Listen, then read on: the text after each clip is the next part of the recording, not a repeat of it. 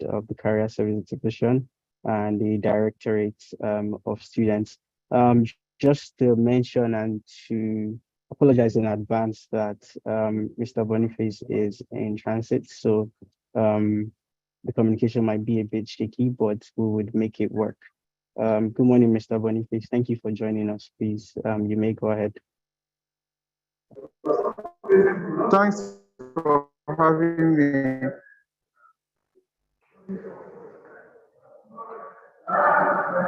Thank you, Mr. Boniface. Thanks for having me. Yes, I can hear you. Thanks for having me.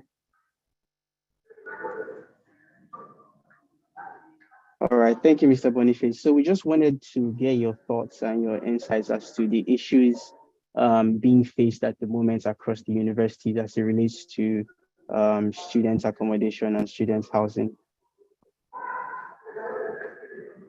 Just a quick overview Yes, on thanks for. Come again, please. Okay, we just want to get your thoughts and your perspective as to issues that you've seen and then you've encountered across universities as it relates to student accommodation. Okay, thank you very much. Well, the National Universities Commission, as a regulatory agency of all federal universities, state and private, indeed all degree awarding institutions. So as for the accommodation issue for students, this Directorate of Students where I belong, we have the mandate of ensuring that universities provide at least 60% accommodation, at least to accommodate 60% of the students on campus. So that's one of our mandates, and we encourage universities as such. But from our evaluation exercises, in the last two exercises, in 2019 and 2021, we discovered that over 90% of the students are not accommodated. The accommodated ones is in rot. The environment is not so conducive. So that's one of the issues we have in the university as regards accommodation. And the commission is doing everything to encourage universities to sit up. One of the measures is to encourage public-private partnership. Of recent, the Federal Ministry of Education is trying to go into collaboration with Infrastructure Concession and Regulatory Commission to give permission to universities that want to go into PPP. The PPP initiative is the only way out, since they seem not to have enough funds to develop properties of their own. But I know land is not an issue because almost every university has more than enough land. So we hope that things will improve. And with this initiative that you have just brought on board, I think it will be it will pave way for public enlightenment, and most stakeholders will come, especially development partners, will come in to curb this problem. Thank you. Thank you very much for the insights, Mr. Boniface. Thank you. Thank you for that. So we'll be speaking a lot more on that in the panel discussion that would come afterwards. We'll go more in depth into all that you're talking about. But thank you for stirring the pot. So we'll go right into Mr. Boniface, please, you can go ahead and mute, and then we'll come back afterwards for the panel discussion. Thank you. So we'll go right into the keynote speech. The keynotes will be given by Mr. Raghav Gandhi. Mr. Raghav is the Managing Director of Acorn Investment Management Limited, is the Chief Investment Officer of Acorn Holdings Limited. Mr. Raghav is an experienced real estate professional with a proven track record of delivering results globally across various asset classes.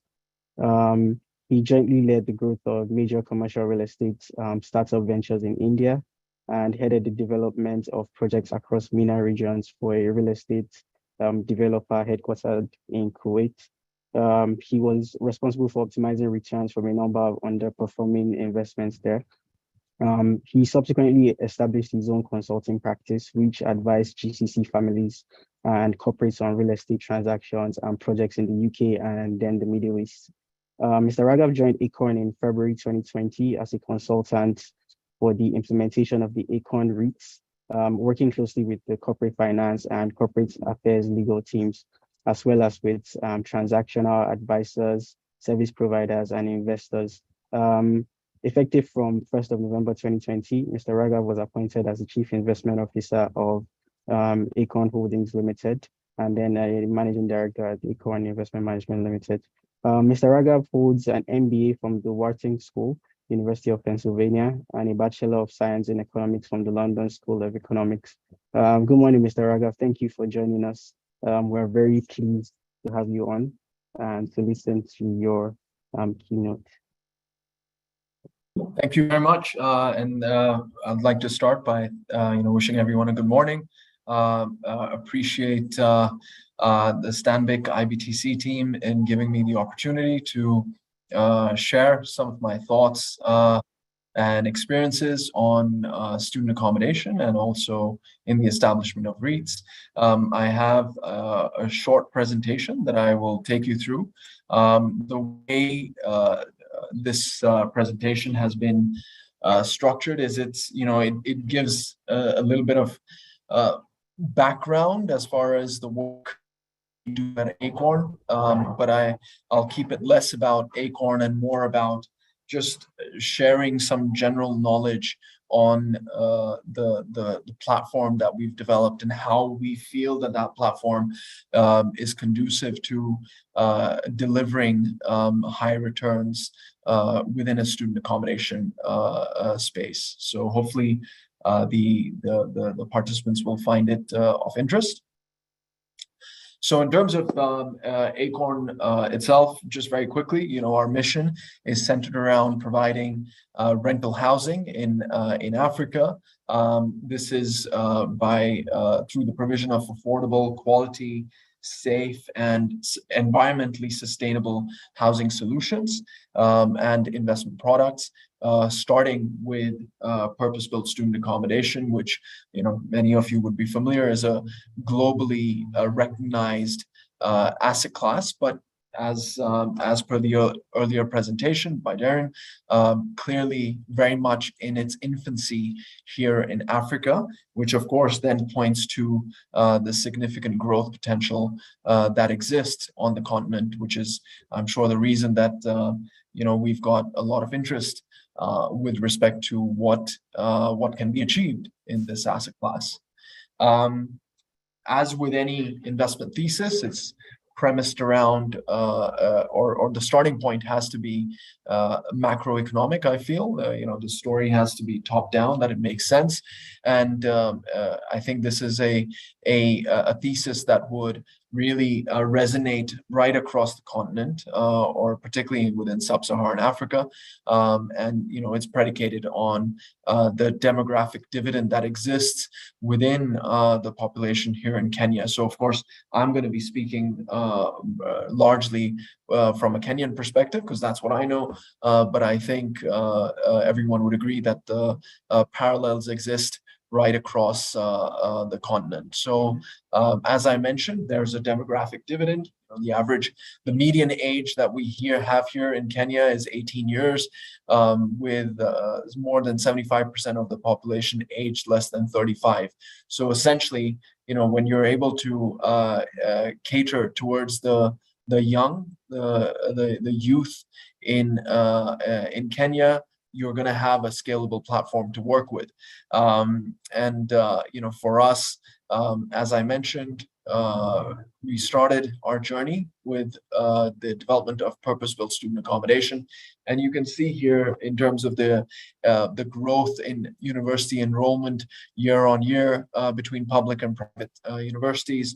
On the right-hand side, you've got an annualized growth of anywhere between, I would say, 4 to 7%. Last year, we had a growth in enrollment of 7.3%. After kind of almost a curtailing that took place as a result of COVID, and given the government's initiative in investing in education, we expect that enrollment growth to continue. The other thing that I think is important for anyone who's interested in this space or any form of real estate, I think one of the typical let's say mistakes that we make as folks in the real estate space, and believe you me, I'm now approaching 20 years, despite my youthful looks in the sector. And we fall into this trap very much because it is an emotional asset class. It does develop this connect with human beings, that we like to go with our gut. So we'll say, okay, I think this land parcel is prime for a mall, and you do go ahead and spend millions of dollars on that mall, and then it ends up being empty. So for a number of years now, I have been a strong believer that even any real estate decision should be predicated on research, and that's definitely something that I have appreciated as an ethos that we have followed in Acorn. And so what we did in around 2016, 2017 was we mandated a consulting firm, a global consulting firm, to conduct extensive and substantial research to help us identify where the opportunities lie within housing, and what they were able to identify for us was, again, based on that demographic dividend, the significant opportunity that lies within student housing within Kenya, but then really getting into the detail in terms of thinking about, based on the typical cost metrics, what are the returns that you would need to seek, and therefore what are the price points that we would need to strive for. And what we were able to do through that research was identify two specific product segments, two specific customer segments, would ideal for development of student accommodation. So we actually created then two separate product segments. One is what we refer to as Kwetu, which is kind of like a middle income, upper middle income, rental housing offering, where we, as at 2020, the estimate for the addressable market was 45,000 beds. Currently, we're only offering about 4,400, which is less than 10%. So you can see that it's still significant headroom for growth. And then on top of that, what you've got is Kijani, which is our more mass market, affordable housing offering. And that, as at 2020, had an estimated market size of 70,000. So when I speak to investors, I often tell them that, for what we're doing, for what we're offering, we have an addressable market in total of almost 110,000 beds, which again gives you that significant scope for growth. And whereas with Kwetu, as I mentioned, we've already got a number of operational assets. In Kijani, we just operationalized the first one this quarter, which is of course a significant milestone for us.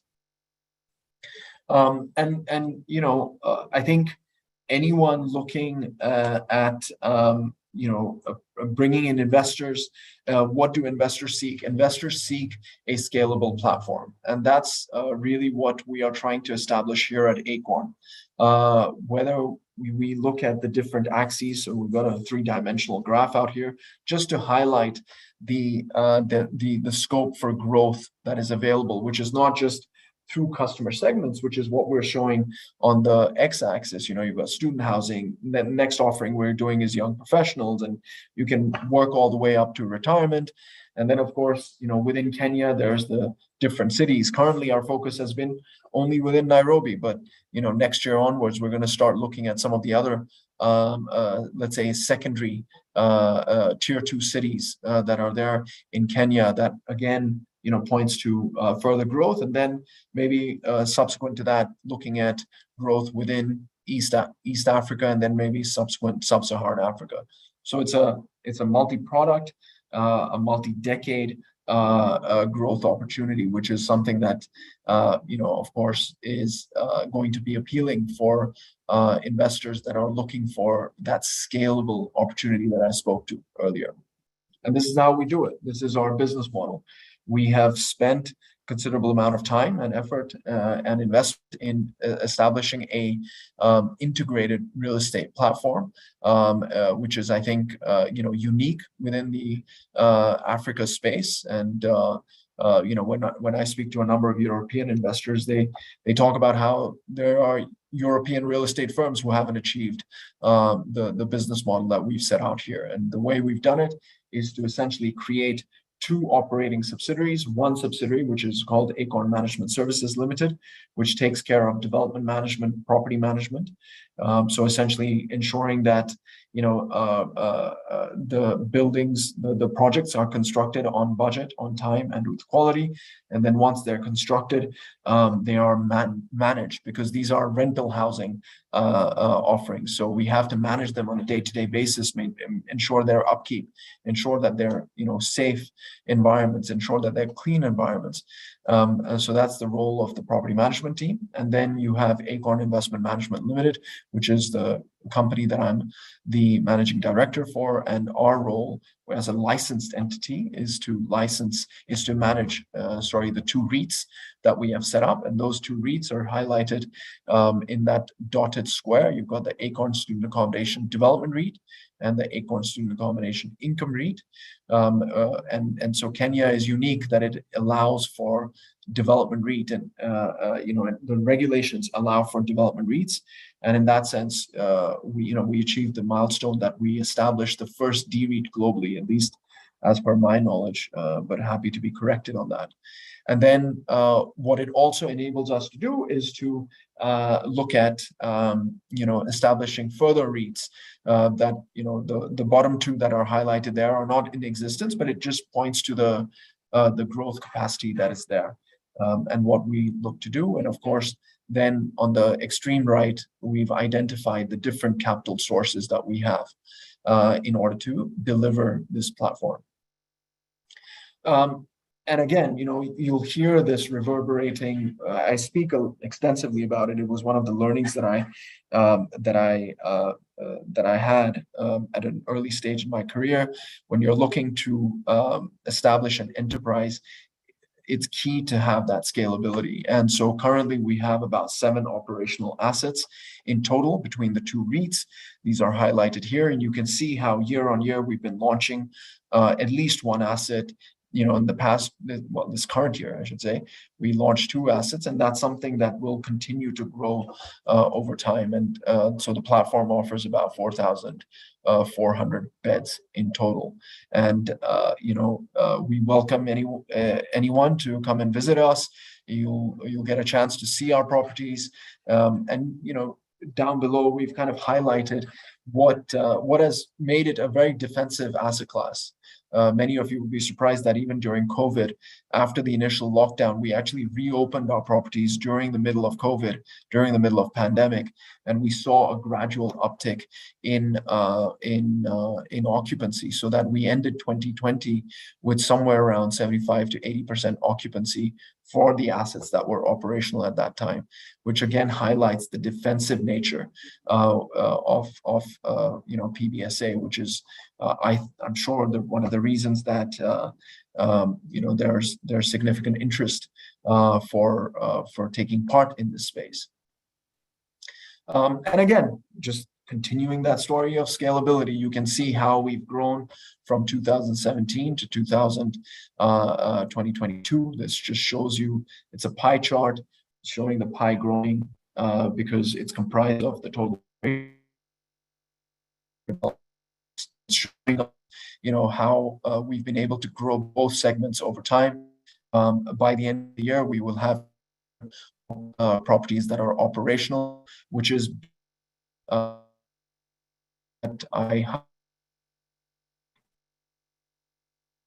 was asked to kind of highlight, what are the challenges, and happy to speak more to this during the panel so that I don't overreach the allocated time. I think the challenges that we faced, particularly when we've been speaking to is, it is an unfamiliar asset class. I think typically what you find is student accommodation is provided by bed sitters. It's non-institutional, it's not high quality.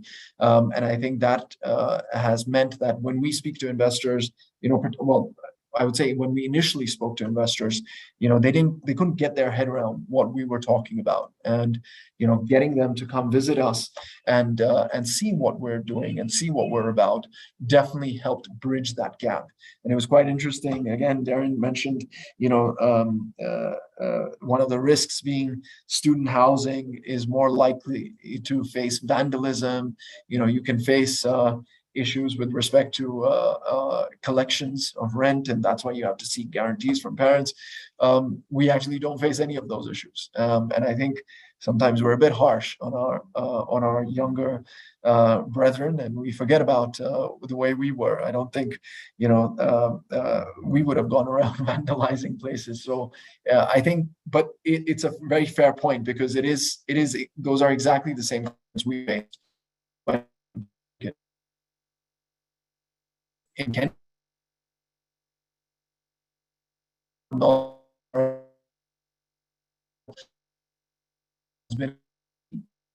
we came now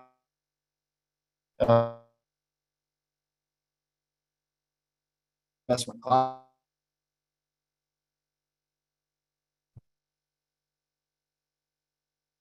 I'll speak.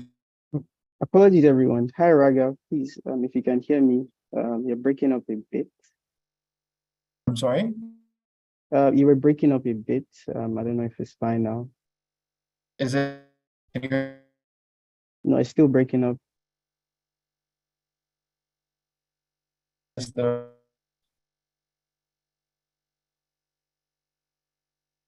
it? It's still breaking up. Hotspot. Can you try to speak? Can you try to speak again? Is it better? Still breaking up. Okay. Okay.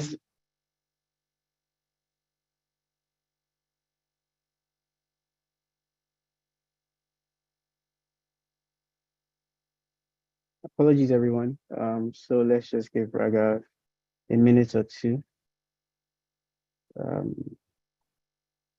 We're almost at the end of the keynote speech. Hi, Raga. Can you hear me? Yeah, I can hear you. Can you hear me? Okay, it's perfect now. It's perfect. Yeah. Sorry about that, everyone. I'll make up for the lost time quickly. So I had spoken about the REITs track record. That's something that we had to focus on: market education, capital raising.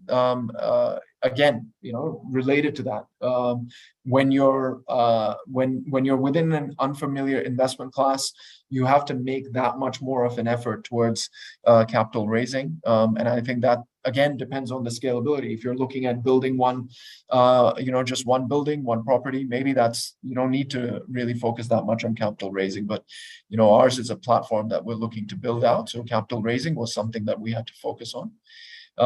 Direct versus indirect, investors would come to us and say, oh, well, I want to do this myself.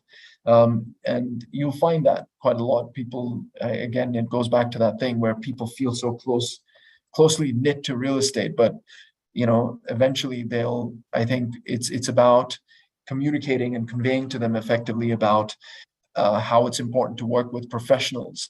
Real estate is not something that everyone can do. It is a complex asset class. And again, the regulatory precedents, we've had to work extensively with the CMA, the Capital Markets Authority in Kenya, to just work through what the regulations are about, what they're trying to achieve, and work together so that we provide the regulator the necessary comfort. So there's a fair amount of stakeholder management. And again, all of that really comes into the recommendation. So I won't kind of speak too much, kind of repeat too much of what I've said. But in terms of, anyone else looking to move into this space, I think, back it up with research, particularly when you go to speak to investors. I think that will provide a much stronger, compelling case for investment with yourselves. I think it's important to target patient capital as well, not the folks who are kind of looking for hot money, 1 or 2 years and they want to be out, because this is not a 1 or 2 year horizon. This is a much longer duration horizon. And so you want to get someone, or not someone, but folks with you who are tied to that horizon, because what you don't want is in the need for quick money, urgent money, that you kind of are kicking the can down the road and facing problems further on. Real estate, again, I'll refer to it. I've been in the space for 20 years. We don't have a great reputation, regardless of whichever market you look at. And I think what we've done here is to put together a robust corporate governance framework, which helps investors get a lot more comfort with the way we do things. We focus a lot on transparency. I have regular investor briefings, at least on a quarterly basis, where I sit down with investors and I talk to them about what we're up to, what are the challenges we're facing, and I think that's something important. And again, that's the stakeholder engagement. So that's it. I hopefully haven't overrun my time, and hopefully that's been a little helpful. But I think I'll be part of the panel, so happy to answer any further questions at that stage. Thank you very much, Mr. Raghav. That was very insightful. Thank you for sharing your success, challenges, recommendations, your perspective. It was very, very insightful. And I hope that we were all able to pick, a few points to note from there. And I'm sure that there will be questions for you, but we'll take that in the Q&A bits of the agenda. Thank you once again. So we'll be going straight into the panel discussion. Mr. Raghav as well would be joining us there. We have a lot of brilliant and insightful people on the panel. So I'll be handing over to Jumoke Ayofamisa. Jumoke is a Senior Vice President in the Stanbic IBTC Infrastructure Fund. Jumoke will be moderating the panel discussion. Good morning, Jumoke. Thank you for joining us. I'll be handing the pen over to you.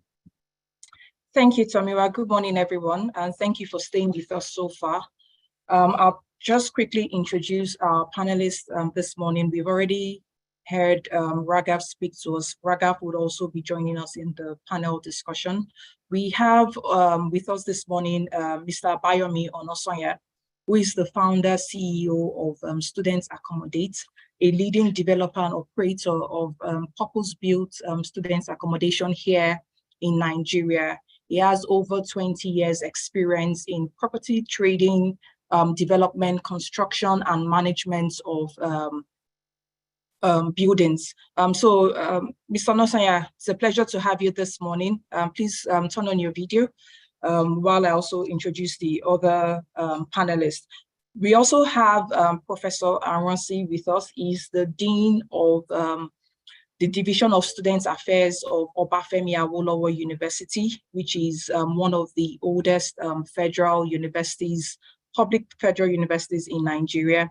He's the former Vice Dean of the Faculty of Administration of Obafemi Awolowo University, and also a former head of the Department of Local Government and Development Studies. Prof, it's a pleasure to have you this morning. Thank you. With us also is Mr. Ekundayo Onojobi. Mr. Ekundayo is a managing associate and team lead in the legal firm of Udo, Udoma, and Bello Osage. He has a wide expertise in various aspects of the law related, such as corporate restructuring, advisory, capital markets, and real estate. Key clients he has served include the IFC, the Federal Government of Nigeria, MTN, Mixta Africa PLC, just to mention a few. He was appointed as part of the 6-man panel that investigated the Ikoyi building collapse in Lagos. And it's a pleasure to have you with us this morning, Mr. Ekundayo. Mr. Boniface from the NUC would also be joining us in the panel discussion. So thank you very much. I invite the panelists to please turn on their videos and also unmute when I direct a question to them. So I think a good place to start this morning is from the university side. We've heard from Mr. Boniface of the NUC speaking to us about the gap which the NUC is well aware of and open to addressing. So if I can start with you, Prof, what is the current situation of students' accommodation in OAU? We all know OAU has been around since the 60s. So what is the situation? What are the gaps from the number of bed spaces and the number of students? Over to you, sir. Thank you very much, Jumoke. It's my pleasure to be on this webinar. You've introduced me and I'm very happy for it. So, the current situation of accommodation in Upper Femi Awolowo University is that experience is inefficient. I mean, it's not sufficient enough to be able to cater for the large number of students on campus. For example, the number of students that we have currently in the university is about 35,000. And we cater for only about 10,000 is our student population as far as the accommodation we have on campus is we have 10 hostels, over 10,000 students out of about 35,000. That, in essence, shows that we should have more hostels to build for students. Because the demand outweighs the supply in terms of student education. That's always been the Herculean task to be able to allocate these students from various parts of residence. What we do majorly is to encourage students to ballot, in order to ensure fairness and justice among the students. So, whether we not do that, all we need is that we need to accommodate more of these students, particularly in view of the fact that when security is guaranteed much more than what campus, and so that the proximity of the students to the lecture halls and some other areas be better utilized when they are within the university community. So students prefer to be on campus. That's why it's very, very difficult for us to allocate people. Everyone wants to be on campus. But whether we like it, we will now encourage the developers to be able to come and assist in developing hostels. So a greater percent of the students, therefore, are residing outside the university. That also presents some other challenges. So we discover that we need more hostels if we really want to accommodate all of us. That's to answer your question. Thank you very much, sir. And it's amazing how the stats which you've reeled out, where OAU has students population in excess of 35,000 and just 10,000 spaces, which is about 28%, greatly aligns to what the information we got from the NUC representative. Your position that the university is also looking to solve this problem is also very much aligned to why we're on this call today. So Mr. Bayomi, you've heard from the prof, the demand is there. How are developers able to align and meet with the demand? He said that the fact that there's availability of space on campus, he has seen repeatedly that students will love to stay on campus as against off campus. There's security and a number of positives. So how are developers able to meet this demand? Are there any challenges or bottlenecks as at today that developers realize or that are seen, that can, make it very difficult to close this gap? Thank you, Jumoke. So to get straight into the question, the challenges that developers are facing today are mainly limited to finance, deal structuring, and title.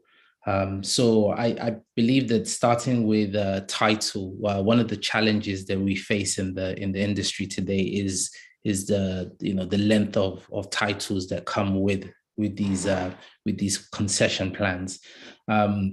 there are laws in place that limit the number of years in which a concession can be granted to a third-party developer, and that typically sometimes places a bit of a barrier on access to finance. And that takes me to the second challenge, which is access to finance. We live in an environment that has a high, debt cost. So developers are struggling, firstly with equity to participate in these projects, but also being able to obtain long-term finance. So I think what developers need is access to long-term funding. And when I say long-term funding, ideally 15 years plus, at ideally single-digit rates. But notwithstanding, we understand that we're in an environment that has high interest rates, so that does pose a problem. And then I think lastly also the deal structuring. I think that developers need to come up with innovative structures that make it a win-win for both the university stakeholders, the financing partners, and potentially the long-term partners who are able to hold on to these asset classes. All right. Thank you so much, Mr. Onosanya. And I would, from your response regarding finance and the sort of tenors that you'll be looking for, my question to you then would be, could it be that the cost of construction is then too high?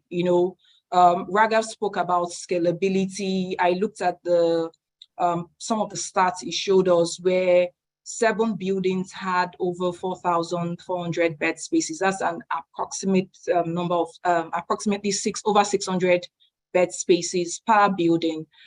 Could it be that it's our construction model or the way those construction contracts are being priced that is, shooting out the costs, which to another angle would also impact pricing? Yes, I definitely think that cost of construction poses a major challenge. We've looked at, at Student Accommodate, we've looked at alternative building methods in order to bring the cost of developing down as low as possible. However, this has sometimes been a challenge given that a lot of the alternative building materials are imported. So we have a challenge in the sense that accessing FX is a problem. But I think that in the long run, building design does contribute quite significantly to the ultimate cost of development. We're constantly seeking different types of alternative building materials and different designs in order to bring down the cost of construction. Thank you very much. To you, Raghav, I know one of the positives or one way you mentioned that you've achieved scale is ensuring your projects are delivered on cost and on time. Perhaps if you could share some insights as to how you've achieved this. Is it in the contracting? Are there other insights that you think we can find useful for our own environment here? No, yeah, sure. I mean, look, I think ultimately, in real estate delivery, those are the 3 key tenets in development. You've got cost, time, and quality. And it's not easy in real estate, as I'm sure the other panelists can attest to. It's the type of industry we work in. I think if I was to share any insights, one would be I think the need for establishing a professional team that just goes beyond site management. It's about kind of having that experience, that knowledge with respect to also contracts and how contracts should be upheld, because sometimes what you find is, and I've been on site as well, managing projects, but you kind of get in the throes of day-to-day physical work, and you're like focus more on developing good relationships with the contractor, which is what one should do, because relationships are what ultimately deliver anything in life. But it's I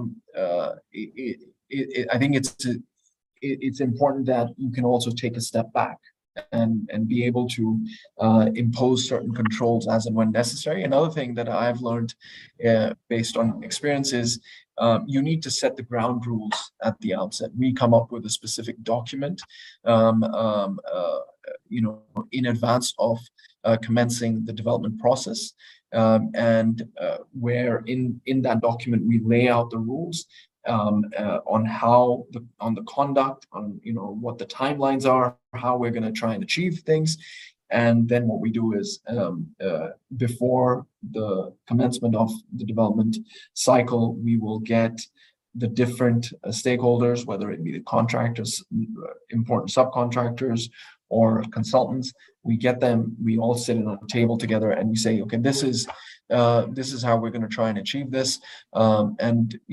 If you have any issues with anything that's noted here, then speak up now or forever hold your peace. So you set the ground rules early on, and then you work towards them. Contractors never hold their peace, regardless, but at least it's something that you can hold on to in some form or the other in the future. Thank you so much, Raghav. So Prof, coming back to you, we've been talking price. Everyone knows OAU for ALUTA. I'm sure when you hear OAU, you hear student unionism, ALUTA. I attended OAU, so I can attest to that. How important is pricing? Would it be a case where a developer comes, puts a mix of private money or public money into it, and then students are insisting on a fixed price? Will the university be insisting on controlling pricing? And what's the likelihood that we would see a situation where students are revolting, saying that, the hostels are too expensive? Thank you very much for that question. Have two types of accommodation in Obafemi University where I work, eventually where you also graduate. Now we have those ones built by the government. Those ones have fixed prices, and that is exactly what students pay. But for developers, the developers who come on build, operate, and transfer approach, they are the people who fix the price. And don't forget, we have a period, and for them. Under normal circumstances, like time started, we give them a period of 30 years in which they are going to operate the hostels. So within that period, they are in charge of giving the prices to students, and they will ensure that all the facilities are put in. In most cases, when you get to most of these hostels, particularly the student village area, we have phase 1, phase 2, and phase 3 of the student village university. Now, in those areas, you can't find any students. That they want to because before they even entered the hostel, they know how much they can do pay. So the issue of ALUTA doesn't affect them. The only thing that can bring about protests or any form of the students and the managers is the fact that if there are facilities are not adequate, for example, electricity, water, if those ones are inadequate or supply, students may want to test. But they were even they are always civil. So for us, there's no problem as far as developers are concerned. If you want to come to the university, you can come. And all those who have been here have been cause for regret in the university. All right, thank you, Prof. And it's interesting to note that you said OAU offers up to 30 years concession. I'm happy to, at least that would give developers a better incentive to want to come to OAU. and contrary to the perception, and this just fits into why we are here to demystify a number of wrong assumptions that exist that, oh, a place like OAU, students would revolt. So I'm happy to hear that as long as facilities are right, as long as the developer is sticking to the terms of reference and the students are made aware of the prices upfront, it should be a smooth relationship. That's good. So moving to the legal side, I'll be going to Mr. Ekundayo from UUBU. Within the legal framework, can tertiary institutions, especially the public ones, can they enter into financing arrangements or are there regulations restricting them? I would like to get your views being a lawyer, and I would also reach out to Mr. Boniface to also get his own view from the NUC side. So Ekundayo, if you could unmute, thank you.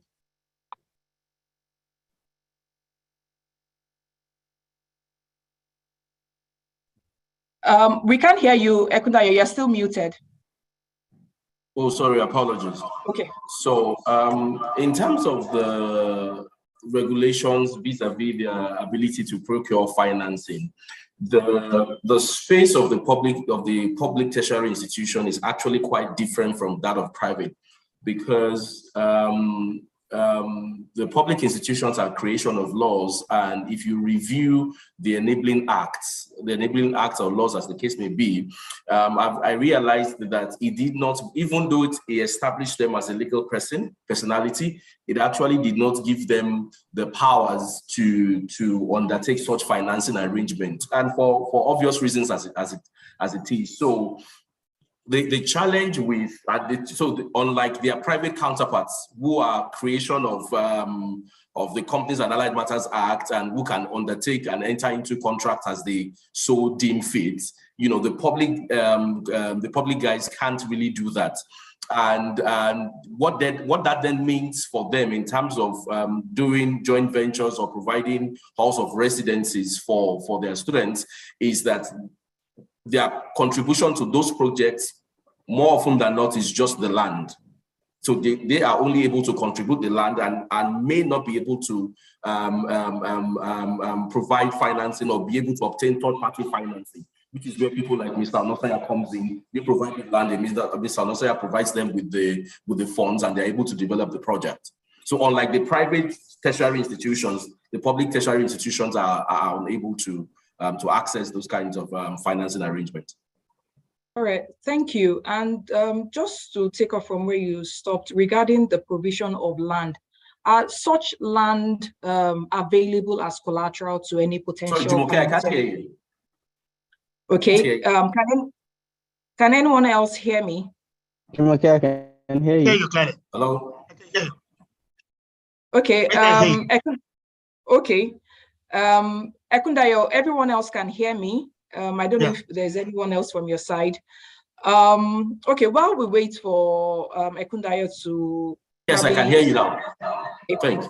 I was going to find out, the land the university provides, can a financier rely on it as collateral? Can a legal mortgage be registered on it, or what is the approach? Okay, so by the provisions of the relevant statutes, and I looked at a couple of those statutes, there's an express prohibition or there's an express restriction in the enabling law for creating any interest in a university land.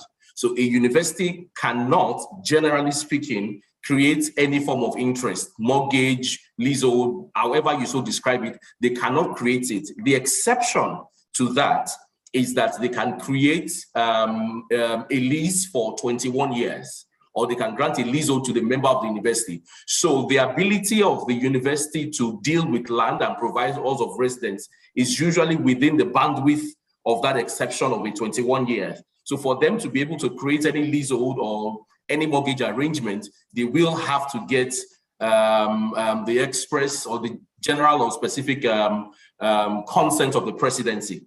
And I noticed that when we started the conversation, I think it was Mr. Boniface, someone mentioned that there are ongoing discussions with the ICRC to enable universities enter into, proper concessioning and public-private arrangements. So it'll be interesting to understand the framework of that and see the extent to which he enables them. But currently speaking, based on the enabling law that creates the act creating this university, there is a restriction on their ability to deal with the land, save for the 21-year window that they have. All right. That 21-year leasehold window, does that have anything to do with the tenure of the concession agreement, or they are two separate things? So I think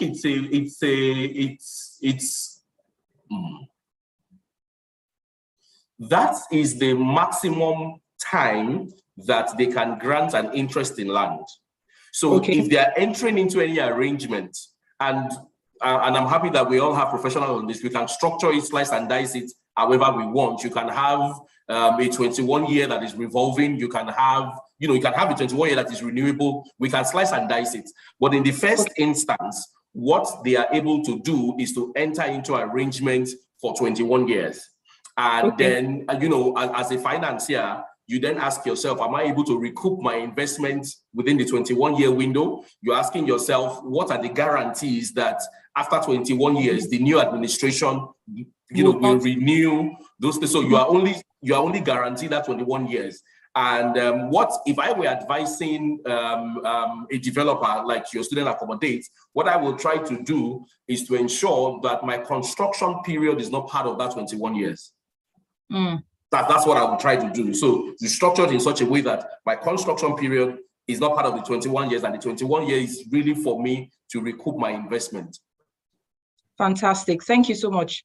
Mr. Boniface, just to also get clarity, based on what we've heard from Ekundayo, can you shed more light on what the NUC, what the Commission is working on with ICRC to enable universities,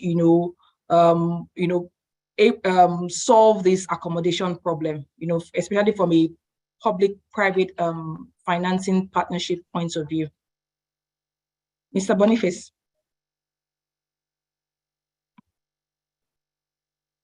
If you're speaking, we can't hear you yet.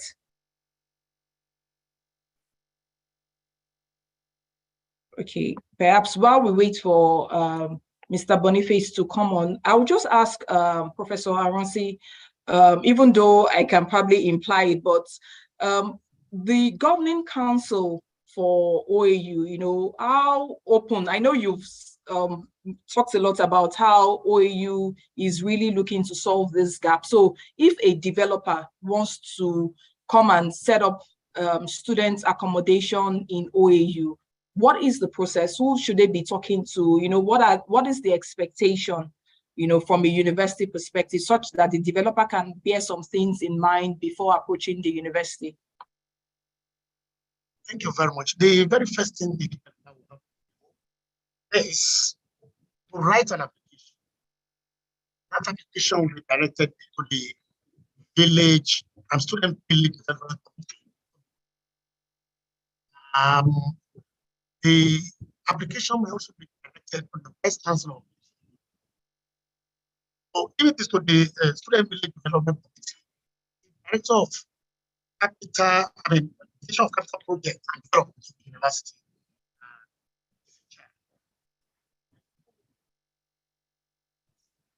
Look at that, at the application. That the application has been looked into. Who now invites the developer into the university for interaction, a kind of interview. We want to ascertain the financial capability of such a developer. If it says we want to develop 20,000 desk space hostel, what is his source of income? How does he want to? And there will be a time that is going to be given to him. How will he be able to execute this project within the project time? For example, he's going to be a bungalow project that he wants to do. If it's going to be a one-step thing, we want to find out whether he has the financial muscle able to develop be okay, high-rise buildings that will take about 2 years or more. We also want to find out that. And after that, we are going to give a tentative approval, which may eventually translate to a permanent approval. On the long run, if the developer satisfies the stipulations of the Division of Capital Projects and Development of the university, and of the building plans, some of the bureau of quantities, and so on and so forth. All these will have to be looked into before we know that a developer really wants. These are very good, Chair.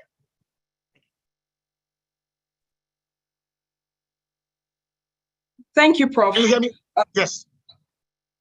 All right. Sorry, Yes. your line was a bit sketchy, but I believe I got most of what you said.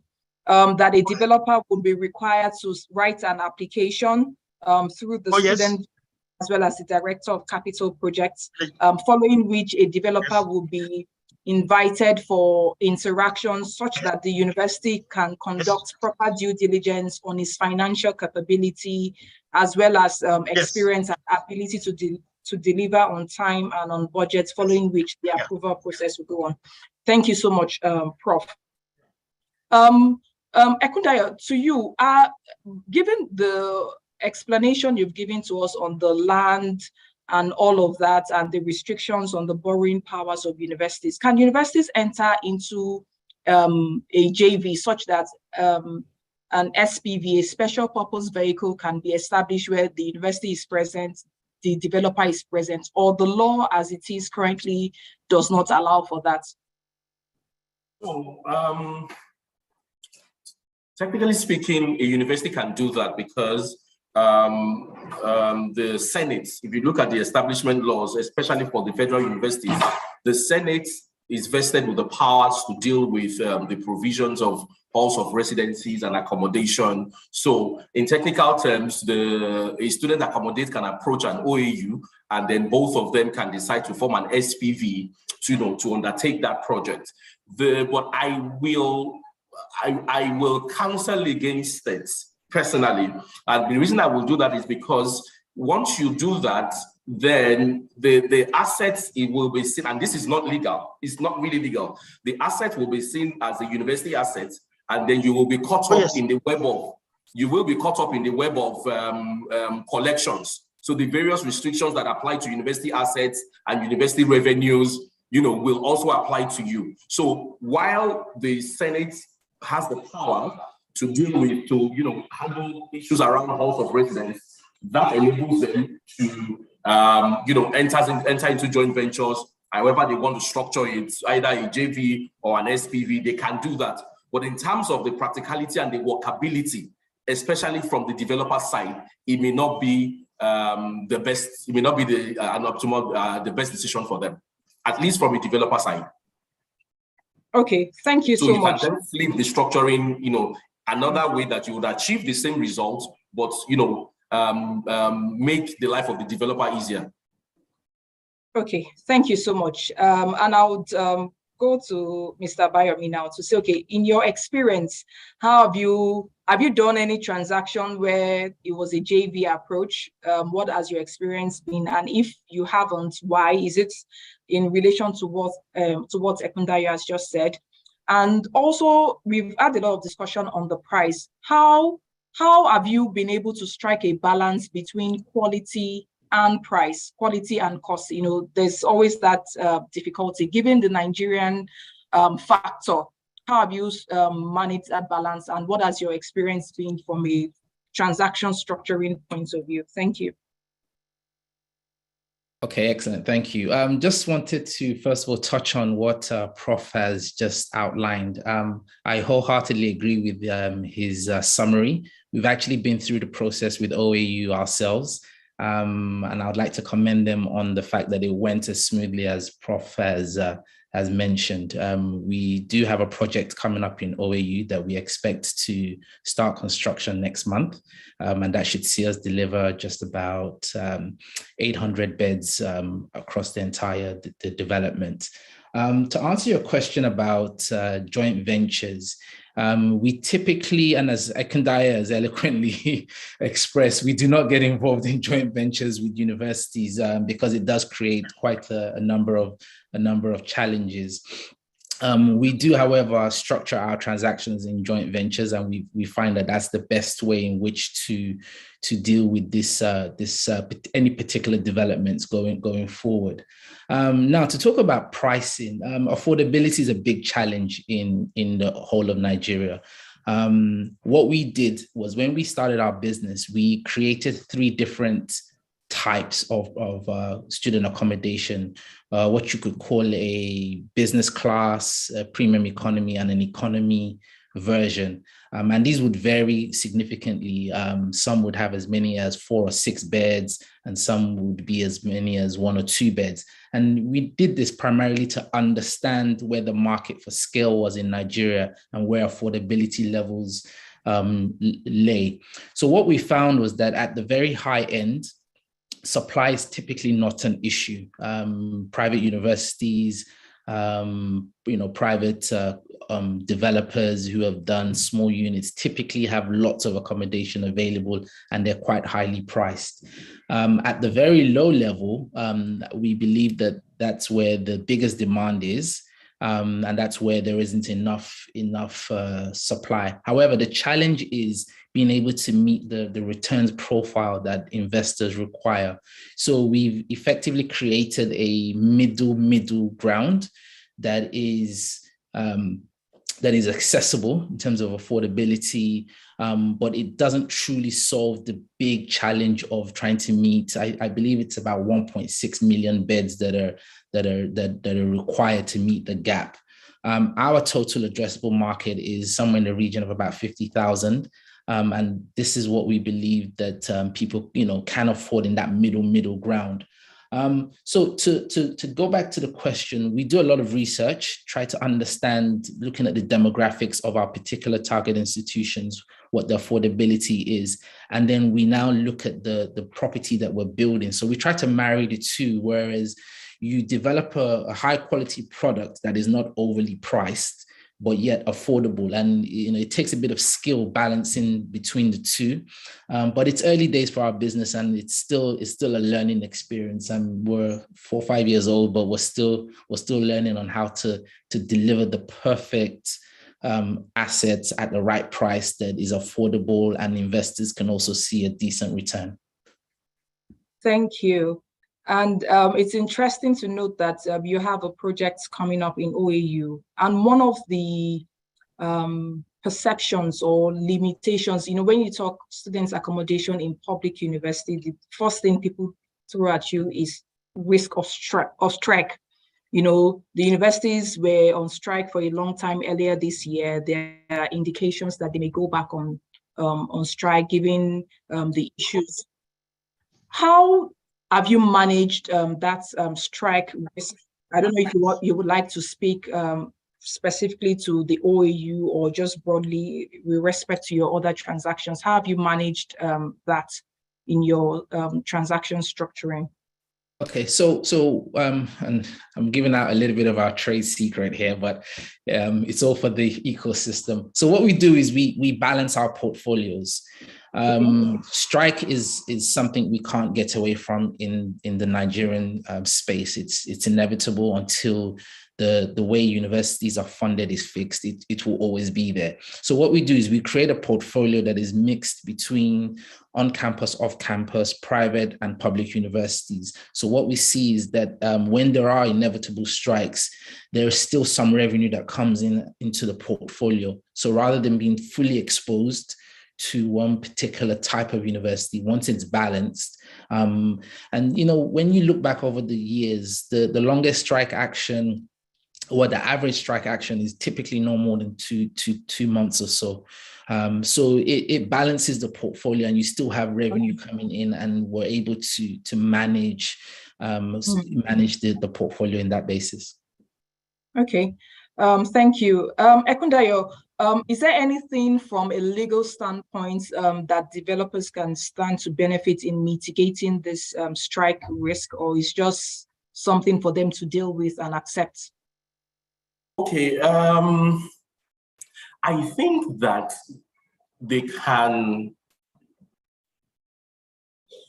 in negotiating the contract with the university, insert provisions in there that enables them to take the benefit of the assets when the school is not on. So for example, if there's during the last, I think the last strike action was for about 8 months. So what I would typically advise my developer to do in that instance will be, when negotiating the deal, you try to project what the worst case scenario will be, and then say, what else, how else can we sweat this asset? So you then begin to use those assets for things like, you speak to companies or religious organizations that may want to do retreats and will need to house, the participants of their events. So if you build in clauses like that into your contract, that gives you the flexibility, so let me put it this way, that gives you the flexibility to sweat the assets using other alternatives, however, still maintaining the priority of the student accommodation. So if you're able to achieve that in your documentation, then even when the students who are your primary customers are not on ground, then you have the leeway to utilize the assets, for something else, as the agreement may allow you to do. So that may be something that developers may want to look at. It is purely contractual. All right, thank you. And just to ask Prof, whether in OAU opening up and inviting developers, how have they addressed these questions when developers ask them or pose this risk, the risk of strike action? How has OAU positioned it with developers? Mr. Jumoke, over the years, what has happening between developers and the students is that there's always an agreement. It's a 1 year thing. They pay per year. In OAU, that's what they when they pay, it is supposed to be 1 year. In fact, the strike it does not even come to play there.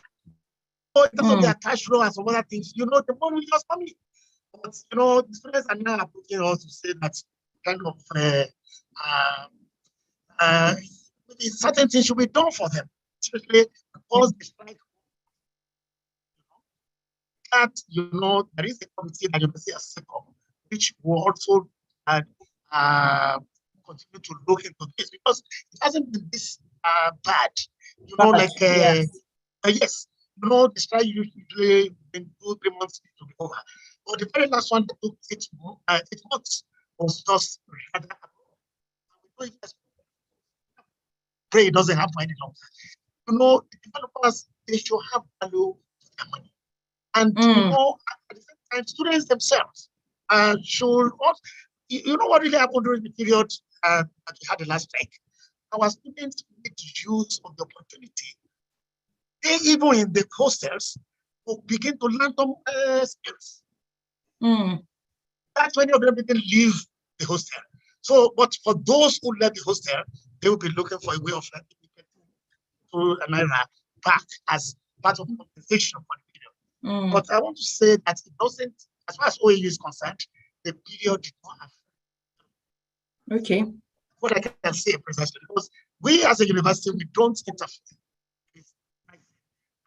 It is an agreement. They operate for a certain period before transfer. Since it has not been transferred to us, they will manage that.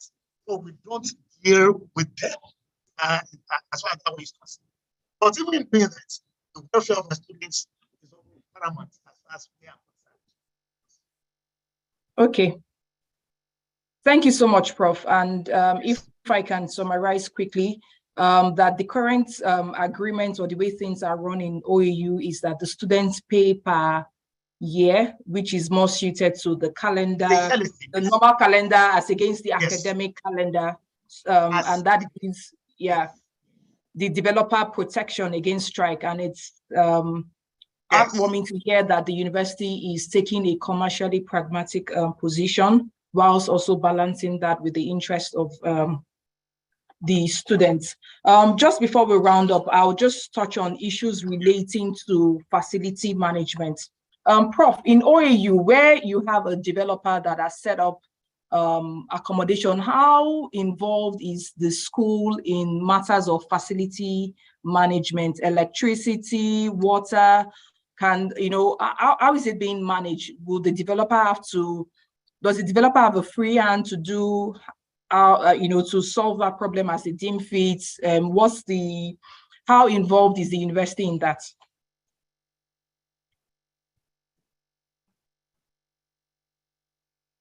Sir, we can't hear you, sir. You can hear me? Okay, I can hear you now.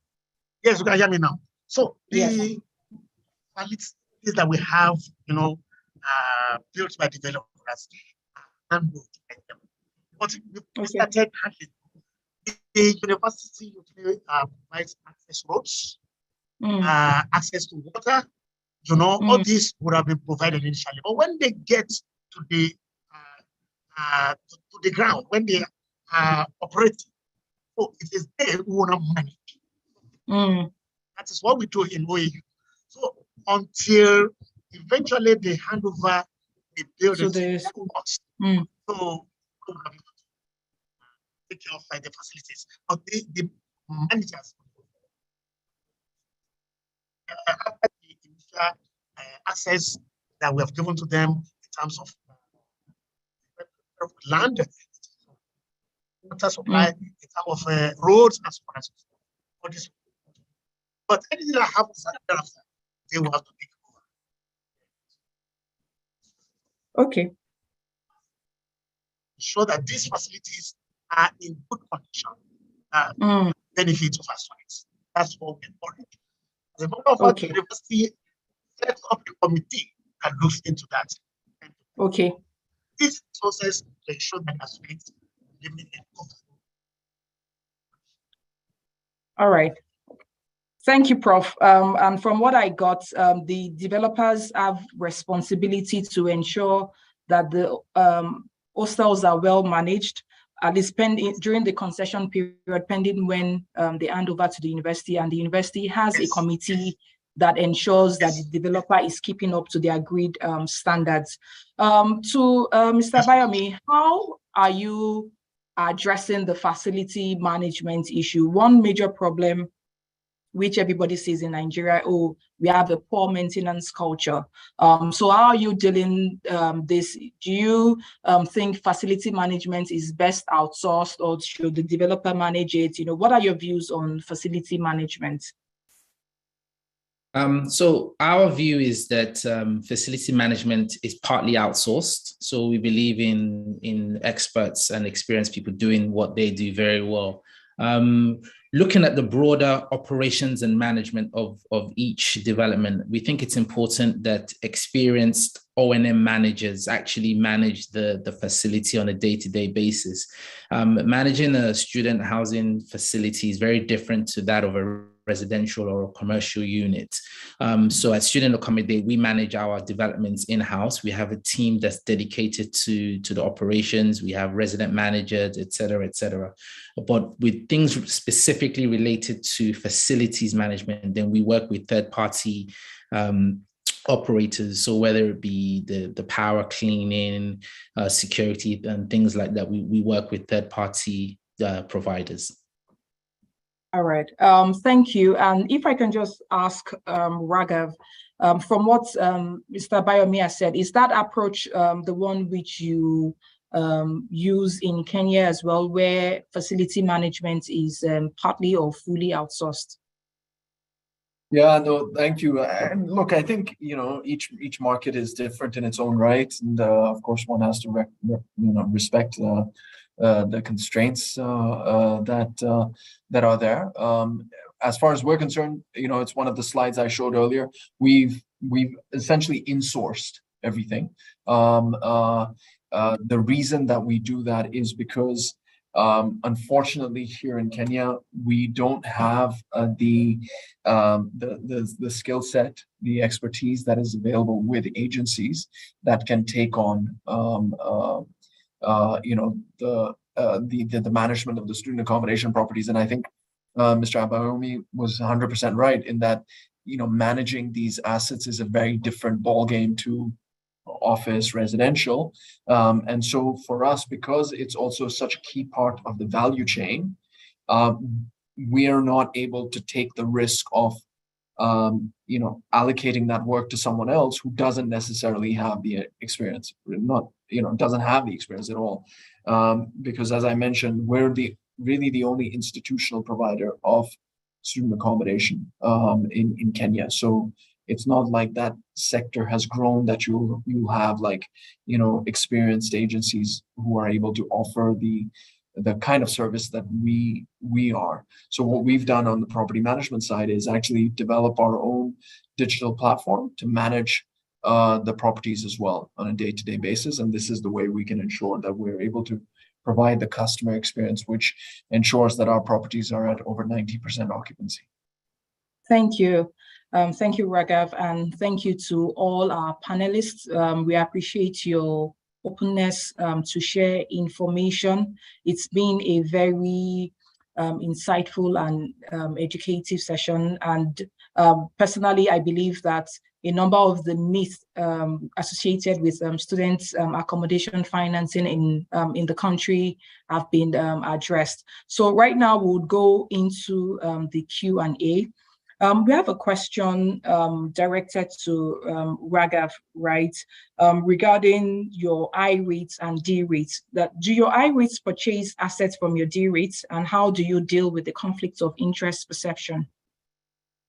No, it's an excellent question to whoever asked it, and very perceptively, you are right. The D REIT is essentially the pipeline feeder for the I REIT, any income REIT globally is one of the main factors behind its success is scaling, the ability to scale up. So when we launched the I REIT, we were at 3 assets. Now we are at 5 assets. Next year we'll be at 7. At least that's the aim. That's the target. And in terms of the transfer pricing, which is a very fair question that's been asked, we have. It goes back to that point that I made about corporate governance. What we have established is 2 separate investment committees, which are mutually exclusive with mutually exclusive membership for both REITs. So each REIT investment committee is meant to assess any transaction on kind of its own strength and merit. What we also have is we have established a corporate governance committee at our end. And this corporate governance committee is comprised of independent membership. And what they're meant to do is anytime there's a transaction that is taking place, any related party transaction, so between the D REIT and the I REIT, they are meant to assess that due process was followed, that we haven't gone against any regulations, that we followed the investment policy. The other thing that we have is that each REIT has its own independent valuer. So we have each independent valuer come up with their own valuation for the common asset. And then on that basis, we are able to come to a conclusion as to what is the fair market value for the asset transfer. So we have put together a framework and mechanisms to avoid those suspicions of conflict of interest. All right. Thank you so much, Raghav. We have another question relating to the JV. Given the challenges with the JV structure that has been outlined by Ekundayo and also corroborated by Mr. Bayomi, what structure works? If the JV has its issues, what structure? Is it purely the developer going head on? What are the alternatives? If I can hand it over to you, Mr. Bayomi. Okay. Okay, so we've gone forward with concessions, build, operate, transfers. Those are structures that work. We've been able to successfully get them financed, and I think going forward, that's the most likely structure that we will use. I think the detail is in the wordings and the agreements and the way it's structured. I don't know if Ekundaya has anything he wants to add to that. Yes, you're right, and it's really a matter of how it is described. As long as we're playing within the ambit of the quote unquote of the 21 years that the university has autonomy to deal with, then we can describe it however so we want. And one other thing we may want to look at is So one other thing you may just want to do is, if you don't want to, you want to keep the university at arm's length, you can just decide that both parties, they give you a lease of the property for 21 years, and then your consideration is that you build, you operate, and then you transfer to them after 21 years. That way, the asset is ring-fenced from them, and you have the autonomy to run it for 21 years. It is not their asset. The receivables are not there, so you're not caught by TSA, and you're just, you're doing it independently. Another structure, and it would be nice to hear what Mr. Bayomi has to say. Another structure you may want, depending on the type of, depending on the university's preference, because option one, the university doesn't get anything for 21 years. You run the asset, it's ready for 21 years, after which you transfer to them. Option two, the university may say, oh no, we can't, sit down and not earn any income from this. So what you can decide to do in that instance is, you develop say six blocks, and depending on your split, the ratio for splits, you develop say 6 blocks, and then you hive out 2 to the university. You run 4, and all of these are efforts to ensure that your funds are not commingled with the university. So it's really a nomenclature issue. We can structure it. Anything that Mr. Bayomi wants, we'll put it in paper and we'll make it work as long as his money is protected. All right. Do you have any rejoinder to that, Mr. Bayomi? Yeah, I just want to point out that it's important that universities understand that these structures are there to help solve the student accommodation problem rather than providing income to the university. So our approach typically is that, we're trying to solve an issue, and we understand that there are times when income is required. So again, as Ekundai has eloquently put it, it's about how you structure the detail within the agreements. All right, thank you. Raghav, I saw your notes. Just a question for you. What sort of return benchmarks do you have on your project, either from your own point of view as a company and also from your investors' point of view? What sort of return benchmarks do you set? Yeah, thank you. Again, a very good question, because the one thing to note is, because it didn't get covered in my presentation, is that the REITs are offered as a blended offering. They are essentially any investor coming in is to subscribe to both REITs at the same time. So you put in a 30% investment in the development REIT and a 70% investment in the income REIT, and that gives you a long-term return of 18%. So really, that's essentially the cost of capital, you could say, that we're working with. And that, again, it was a very fair point raised by Mr. Abayomi. We do live in a high interest rate environment where, unfortunately, we are competing with government securities more than any other private enterprise. So essentially, if the government is out there doling out T-bills and securities at a high interest rate, that's what pension funds will compare you to. So for us, because real estate yield, and I'm sure everyone's seen this, real estate yield for stabilized assets never matches up to what the government can offer or does offer.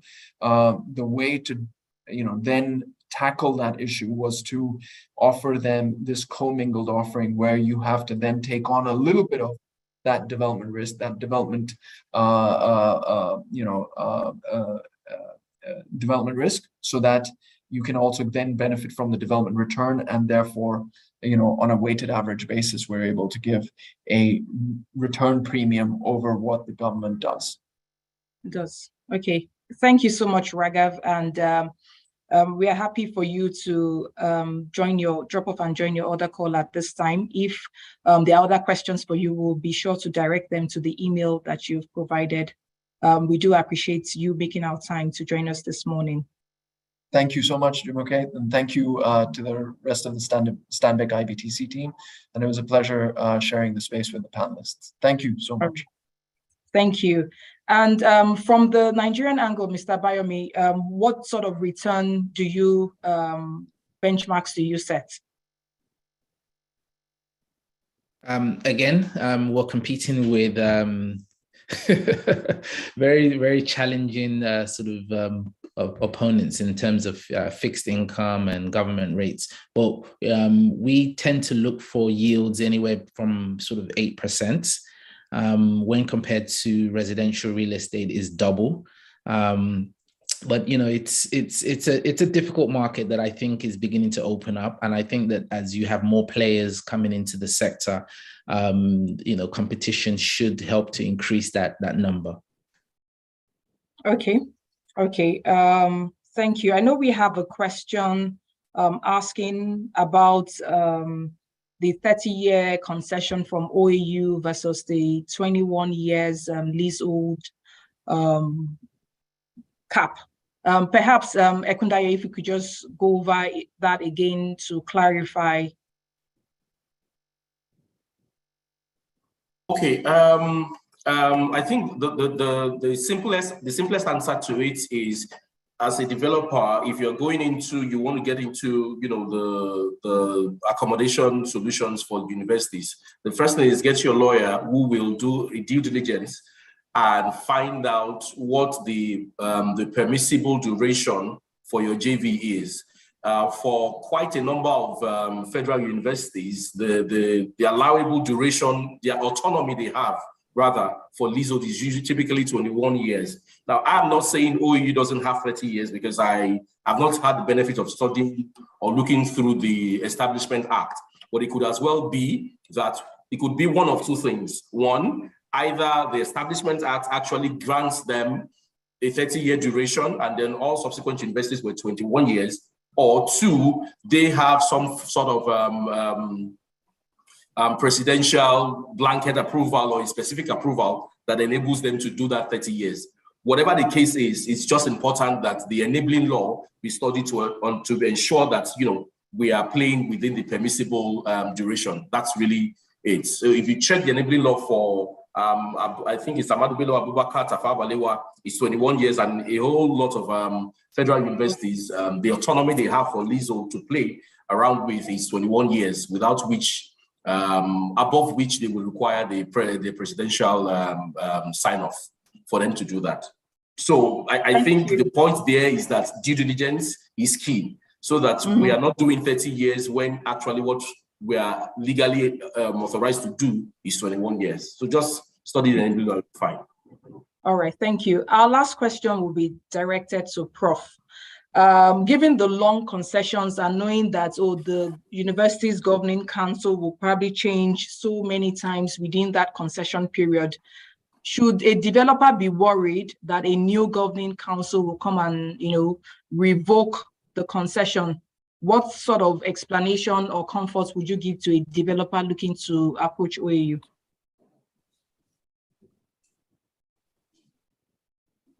We can't hear you yet, sir.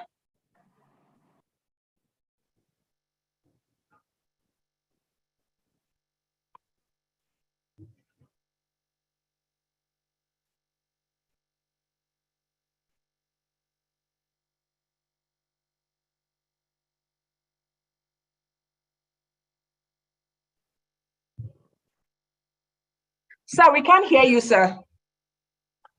Prof, your line is muted.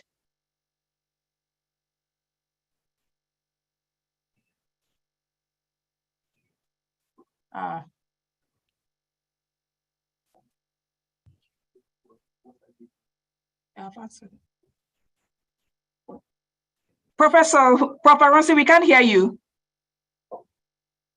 Okay, I'm not sure you can hear us. Okay, I'll just hand over back to Tomiwa. We very much appreciate everyone on our panel this morning for making out time to join us, answer our questions. We really do appreciate it, and we trust that when next we have a session on this very interesting subject of focus, you'll be sure to honor us with your invitation. Thank you so much. You're most welcome. Back to you, Tomiwa. Thank you once again. I mean, Jumoke said it all. It was a very interesting discussion, and I hope that we all took a few points from there. I took a lot. Thank you once again. So I'll be handing over to, for the closing remark, I'll be handing over to Tola Kiyomi. Tola is the head of real estate finance West Africa in Stanbic IBTC Capital Limited. Tola. Thank you very much, Tomiwa. I'm trying to turn on my video, but for some reason, I've not been able to. Okay, yes, thank you very much. A very useful panel discussion. Thank you once again to Abayomi Ekundayo, Prof, Mr. Raghav as well for joining in.